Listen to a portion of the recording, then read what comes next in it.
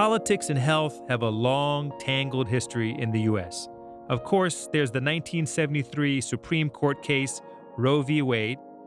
This is a fundamental interest on the behalf of the woman, that it is a constitutional right. Well, yes, second, how about the fetus? Okay, and second... And then, more recently, there was the highly political, very heated debate on the Affordable Care Act, which finally passed in 2010. This bill, more than any other decision we're going to make in this body, will do more to put millions of Americans as dependents of a state rather than being dependent upon themselves. So, politics have clearly always been a part of laws that affect our health. But what about the politics of our doctors? When we're sick, how does a doctor's political views affect the treatments they recommend? From the Freakonomics Radio Network, this is Freakonomics MD. I'm Bapu Jena. I'm a medical doctor, but I'm also an economist. Each episode, I dissect an interesting question at the sweet spot between health and economics. Today, the first of two episodes where I ask, how does a doctor's political views affect their care? And what does that mean for patients?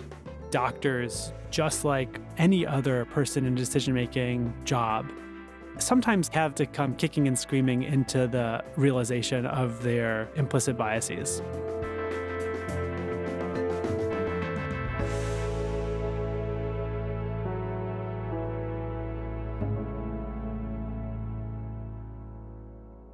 There are a lot of ways that politics in general could affect how doctors treat patients. The first is through laws that doctors have to follow, regardless of their politics. Those laws can govern treatments like whether doctors can provide abortions, or in some cases can govern their speech, like what doctors can counsel their patients about.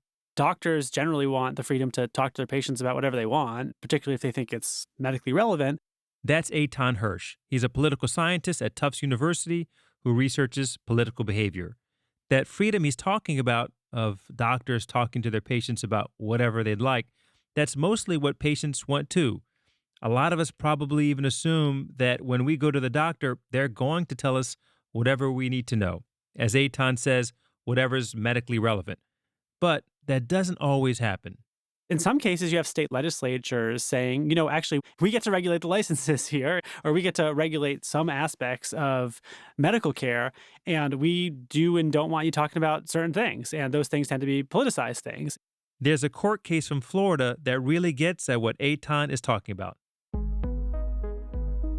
It started in 2010 when a 26-year-old mother of three took her youngest child to a pediatrician. The doctor asked if there were guns in the house, but the mother wouldn't answer, so the doctor refused to treat the family. The American Medical Association does encourage doctors to ask about how guns are stored in homes, by the way, and the doctor in this case felt that the mom's refusal meant he couldn't properly care for her child. Anyway, the story made its way through the media and to the state legislature, where policymakers had heard similar stories. The outcome? In 2011, Florida passed a law limiting how doctors could talk to their patients about guns. Doctors and doctor groups sued because they believed the law violated the First Amendment. And in 2017, a federal court overturned parts of the Florida legislation. Laws can also restrict what treatments doctors can offer patients. For years, state lawmakers have been trying to place greater restrictions on reproductive health. Texas recently banned abortions once a fetal heartbeat can be detected, which could be as early as 6 weeks. Politics is entering the conversation here quite clearly when it comes to what patient care is supposed to be and who gets to decide that. So one way that politics influences the way doctors treat patients is through the laws doctors have to follow, regardless of what political beliefs they may have. But what if your doctor is a conservative or liberal? Might their political beliefs, their outlook on the world, influence how they treat you? Or can doctors transcend their politics? Eitan thought this was a question worth studying. He teamed up with Dr. Matthew Goldenberg, a psychiatrist at the Yale School of Medicine. They were able to pull data from the Centers for Medicare and Medicaid Services, which maintains a database of U.S. physicians, information like names, practice locations, and medical specialties. And I thought, of course, I should match that to the voter file so I can figure out every doctor's politics. In most of the country, it's a public record whether you are a registered Democrat or Republican. Eitan is actually a bit of a specialist in public records. I have a set of projects where we use cool new sources of data, often public records, to study political behavior. So whether that's a study of the effect of 9/11 on victims' families, to obituary data on opioid victims, using interesting data from all over the place to understand people's politics. So Eitan and Matt started their project by linking doctor data to voting records. They found something interesting about how a doctor's politics relates to their specialty. You have the surgical specialties where nearly everyone's a Republican, and then you have the psychiatrists and the pediatricians on the other side where everyone's a Democrat, and then you have a bunch of specialties in the middle, and primary care, of course, is one of them. I asked Eitan whether he thought it was the specialty that influenced a doctor's politics or the other way around. I think that the partisanship is more stable. So I don't think that medical students are sort of a blank slate. And then once they become surgeons, they make a ton of money and then become Republicans. No, I think it's much more likely that the Republicans become the surgeons and the Democrats become the psychiatrists. Eitan and Matt aren't the only ones to have studied the political orientation of doctors. The political scientists Adam Bonica and Howard Rosenthal and the late medical school professor David Rothman linked data on political contributions of more than 100,000 doctors to their specialties, and they found similar results. Doctors in general contributed more to Republicans than Democrats, though increasingly doctors were trending away from the Republican Party. Where a doctor stood politically also tended to relate to how lucrative their specialty was. Doctors in higher earning specialties, like surgery, were more likely to donate to Republicans. But back to Eitan and Matt. They weren't just interested in studying the political orientation of doctors, they wanted to understand whether a doctor's political orientation could influence their behavior. So they mailed out surveys to a sample of doctors. Doctors were given a bunch of medical scenarios to consider. How doctors would counsel patients about the use of alcohol, tobacco, marijuana, and motorcycle helmets. How they would treat diseases like obesity or depression. The other scenarios asked doctors to consider the seriousness of gun storage, having sex with a sex worker, and abortion. The doctors were asked to rate how serious they considered each of these issues to be and were given treatment options. The findings were published in 2016 in the Proceedings of the National Academy of Sciences, or PNAS. The big question of our study was, do people's politics affect how they treat patients? And the answer? Yeah, for sure. We did the whole study kind of with this hypothesis in mind that people have all sorts of ideas in their head that affect their judgment, particularly in areas of medicine where there wouldn't be necessarily a straightforward answer. What exactly did Eitan mean by a straightforward answer? Let's think about how a doctor might approach one of these situations, like wearing a motorcycle helmet. Some conservatives might believe that people have the right to choose whether to wear a motorcycle helmet or not, rather than have to abide by a law requiring them to do so. The scenario the doctors were given about helmet use went a little bit like this.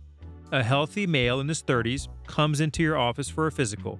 It's his first appointment with you, and he doesn't have any known prior chronic medical issues. The patient tells you that he rides a motorcycle into work and rarely wears a helmet.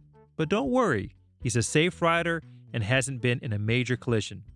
How likely are you, the doctor, to consider this a serious issue?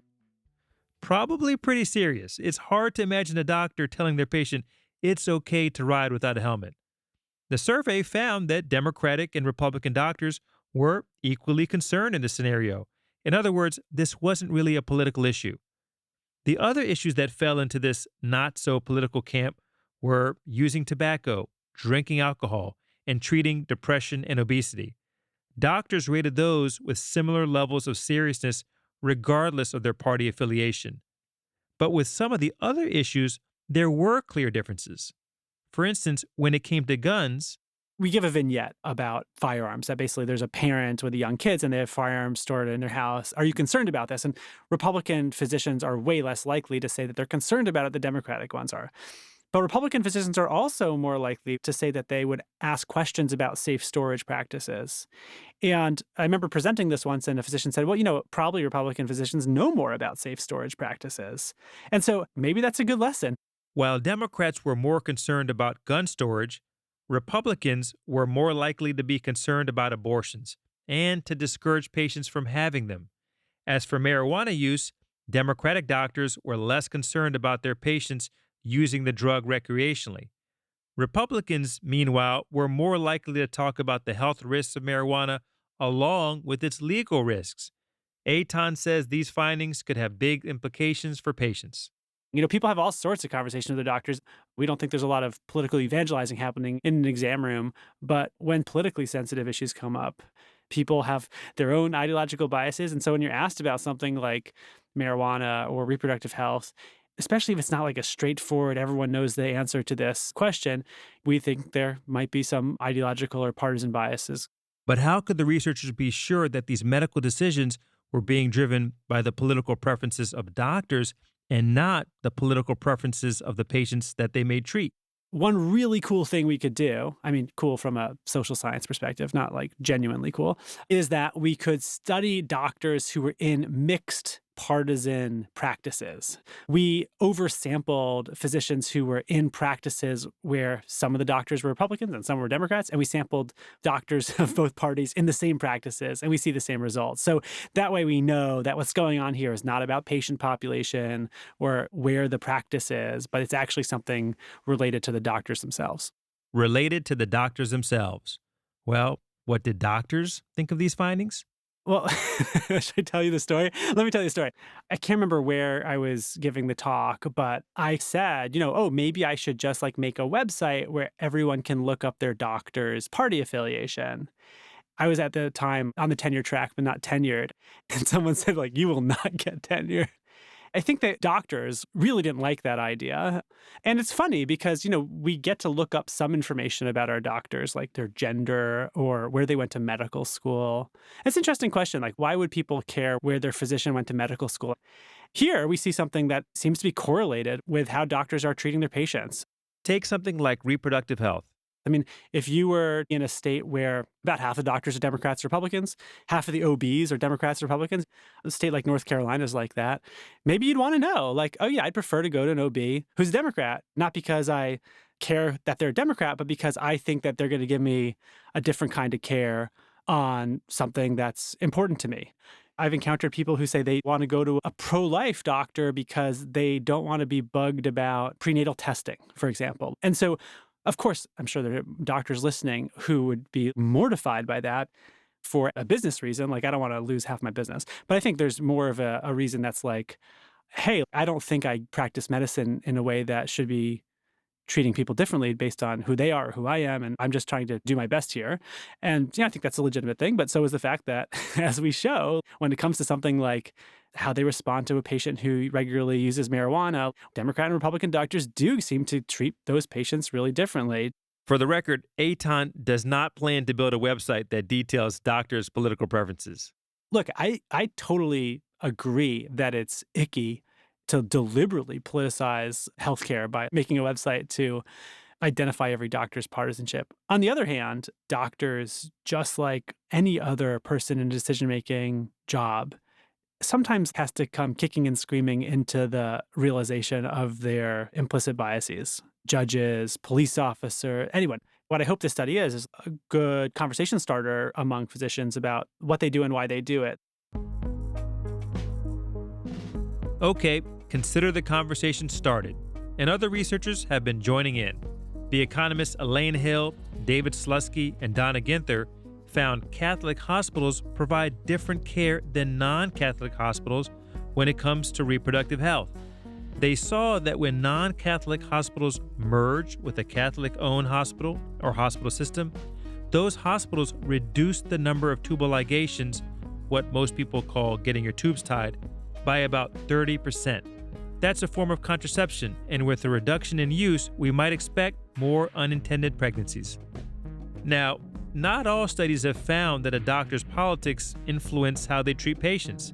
We're going to take a short break, but when we come back, we'll look at some of my own research that points in a pretty different direction. And we'll see how this all plays out in the age of COVID.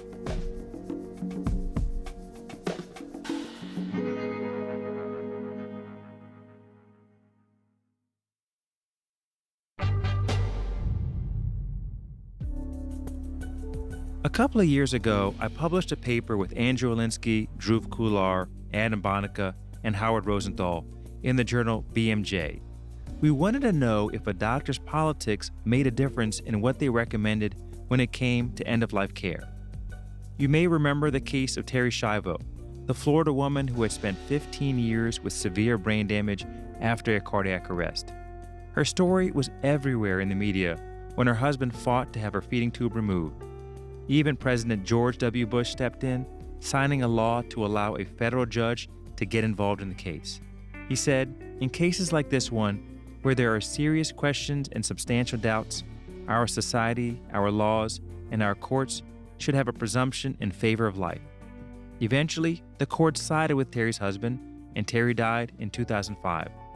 This was such an intensely debated issue, particularly between Democrats and Republicans, that my colleagues and I figured end-of-life care would be a good place to look at how doctors' political views might affect the treatments that they give. We looked at the records of some 1.5 million Medicare patients who died in the hospital and were, by definition, at the end of life. We studied whether patients treated by Republican doctors were more likely to receive intensive end-of-life care, things like breathing tubes, dialysis, or feeding tubes. We identified Republican and Democratic doctors using publicly available political contribution data. We didn't find any evidence that doctors' political affiliations were linked to the intensity of end-of-life care that their patients received. This was kind of surprising since preferences for end-of-life care are often intricately linked to religious and moral concerns, which themselves often align with political beliefs. So it was a little odd that our findings didn't align with Eitan and Matt's. I asked Eitan what he thinks might have been going on. There are moments when this was politicized, but I think that compared to, say, firearms or abortion or marijuana, it's less so. So that's one gut reaction of why there might be a difference. And of course, something like vaccines, they were somewhat politicized before, but we're at a different level. Things change, right? So, today I was teaching about absentee balloting and early voting, which are things that were not politicized until this year, right? So all of a sudden things can become on the political agenda that aren't before, and then that starts this process of seeping into people's worldviews in an ideological way where it wasn't so before. Eitan's paper is now about 5 years old. He thinks it's very possible that if he repeated the surveys again, some of the doctors' responses would be very different. For instance, even in these past few years, more states have legalized marijuana, and the degree of political polarization that he observed may be less today.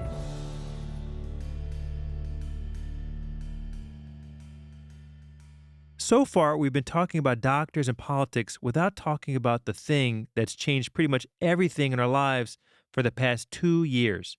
It actually kind of hurts to say 2 years, but it's been 2 years. The elephant in the room has been COVID, of course. That's Dr. Michael Barnett. He teaches at Harvard School of Public Health and is a primary care physician at Brigham and Women's Hospital in Boston. His research focuses on the effectiveness of healthcare delivery. When I was a medical student, I was just shocked by how kind of on the fly so many decisions seemed to be in the hospital, and that there wasn't really a whole lot of consistency between how one person was treated or another one. The lack of consistency in what doctors do is now widely recognized. My own work has shown that even within the same hospital and when treating similar patients, doctors vary tremendously in how much medical care they recommend to patients and how often they prescribe certain drugs. What we don't fully understand, though, is why this variation exists in the first place. Why do doctors differ? We could literally spend hours talking about that, but I want to ask a more narrow question. Why do some doctors differ when it comes to how they treat COVID-19? More than any event in recent memory, it has been like an ice pick driving political division across a whole number of clinical issues. We know that the public has been divided along political lines on things like masking, social distancing, and vaccines. But are doctors also divided? There's just very strong anti-science, anti-establishment agenda that is embraced fairly uncritically by the right, and the left is trying to battle against it. And physicians are going to also fall across that spectrum. Of course, it's not just vaccines, right? It's masks. We've never really seen political divisions on things quite as basic as this before. 96% of doctors are vaccinated, and most are recommending the vaccine to their patients. But Michael has been looking at whether the political beliefs of doctors affect the ways they treat COVID-19. In particular, the use of drugs like hydroxychloroquine and ivermectin. Conservative politicians and media have touted both drugs as possible treatments. Hydroxychloroquine is a drug that's been prescribed for decades. It has two major uses. One is for prevention and treatment of malaria. It also has beneficial effects for people with autoimmune illnesses like rheumatoid arthritis or lupus. And ivermectin is an old drug too, but has been less commonly used. In primary care, we use it most frequently as a treatment for scabies. And as folks have probably heard, it's used more extensively in veterinary medicine since animals are much more likely to get parasitic infections. Several studies found that hydroxychloroquine wasn't effective at treating COVID. As for ivermectin, a lot of the evidence was mixed, but it was also super low quality and not peer-reviewed. And it turns out actually that in a recent analysis of a whole bunch of trials together, that ivermectin does not appear to be effective. And actually, the clinical trial that initially got people most excited about ivermectin turns out to have been fabricated. The data was fraudulent. Still, some politicians and doctors have continued to recommend the drugs. It does worry me as a researcher because it's a lot harder to address with the standard tools that policymakers reach for. You can't just legislate on high that doctors now can't prescribe hydroxychloroquine. I mean, it has to be something that's dealt with within the profession, and that's tough. This brings us back to Michael's question about how prescribing drugs like hydroxychloroquine and ivermectin may be affected by a doctor's politics. We are looking at this hypothesis. Does political orientation seem to be associated with prescribing for hydroxychloroquine or ivermectin or other related COVID-19 therapies? Michael's work isn't published yet, so I don't want to say too much about it, except that he finds sharp increases in the last year in the use of hydroxychloroquine and ivermectin in disproportionately Republican counties. Now, it's possible that patient preferences may have driven some of that use, but I don't think that we can chalk up the increase in prescribing of these drugs to patients' political beliefs alone. The reason is that these medications can't be taken without a doctor's agreement and prescription. That means that patients can't simply convince their doctors to prescribe these medications unless their doctors have an inclination to prescribe the drugs already. And that inclination, Michael believes, may stem from a doctor's political ideology. What we're finding is very consistent with the kind of results you'd expect with the current polarized environment. I want to end today's episode with a story and reflecting a little bit about the polarization that we're seeing in the U.S. today. On a spring day in 1981, a man named John Hinckley Jr. was standing outside a Hilton hotel in Washington, D.C., with a group of reporters. President Ronald Reagan was inside the hotel, giving an address to a labor union. As Reagan left the building, Hinckley crouched in the crowd and fired 6 shots at the president. One of the bullets hit Reagan in the chest. 3 other people in Reagan's entourage were also hit. The president's Secret Service team shoved Reagan into the car and rushed him to the George Washington University Hospital. The bullet missed his heart, but his lung had collapsed, so he needed immediate surgery. As doctors and nurses prepped the president for surgery, Reagan said to the surgeon, "I hope you're a Republican." The doctor's response was simple. "Today, Mr. President, we're all Republicans." That story resonates with me not only because of President Reagan's wit in a clear time of distress, but also because of the doctor's response. It's how we would hope all doctors would act. Look, doctors are humans. We have ideologies, beliefs, preferences, like everyone else. But we also take an oath to do no harm, to always act in the best interests of all patients. And that brings us to today and the political polarization that's happening among all of us, not just doctors. It's impossible not to feel that people are divided on so many issues related to COVID-19. Vaccines, whether to travel, whether to wear masks. And to some extent, that's true. But what's also true is that none of us are immune to COVID-19. And I don't mean antibodies. Lots of Americans have those now. I mean, none of us are immune to what COVID-19 has done to our lives. All of us have paid a price, one way or the other. And even among those who have chosen to not be vaccinated, to not wear masks, many have lost someone they loved. And that is the highest price one can pay. And on that note, I want to give you a preview of next week's episode in this two-part series on politics and medicine. Would it be okay if I call you Dr. Senator Frist? Yeah, preferably in that order, because nobody likes the politicians these days. That's former U.S. Senator Bill Frist. He's a Republican who represented Tennessee from 1995 until 2007. He also happens to be a medical doctor, the first to become a senator in almost 70 years. Next week on Freakonomics MD, Dr. Senator Bill Frist and I continue this conversation about how politics impacts medicine and vice versa. He tells me about his unique challenges of being a trained physician in the thick of the Washington swamp. I had my challenges trying to explain to 60 lawyers, the intricacies of embryonic stem cell. And we get to the heart of the matter, why there is such a divide when it comes to the politics of our bodies and how we can bridge that gap. That's all coming up next week on Freakonomics MD. If you'd like, please send me your thoughts about this or any episode. I'm at bapu@freakonomics.com. If you're interested in learning more about the researchers and studies I referenced today, or if you want to read a full transcript of this episode, those are all at freakonomics.com. We'll be back next week. Thanks for listening. And by the way, we updated this episode since it first aired because we described the nature of Terri Schiavo's condition incorrectly. Thanks to the listener who flagged that for us. Freakonomics MD is part of the Freakonomics Radio Network, which also includes Freakonomics Radio, No Stupid Questions, and People I Mostly Admire. All our shows are produced by Stitcher and Renbud Radio. You can find us on Twitter and Instagram at Dr. Bapu Pod. Original music composed by Luis Guerra. This episode was produced by Mary DeDuke and mixed by Eleanor Osborne. The supervising producer was Tracy Samuelson. We had research assistance from Alina Coleman and Jacob Clementi. Our staff also includes Allison Craiglow, Greg Rippin, Rebecca Lee Douglas, Morgan Levy, Zach Lipinski, Ryan Kelly, Jasmine Klinger, Emma Terrell, Lyric Bowditch, and Stephen Dubner.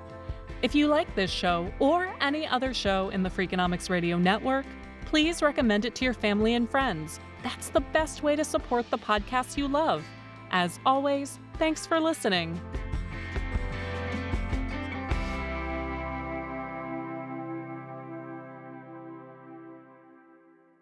I have to say, when this paper came out and I sometimes presented it to medical audiences, I got in a bit of trouble. So the social scientists liked it. The Freakonomics Radio Network, the hidden side of everything. Stitcher.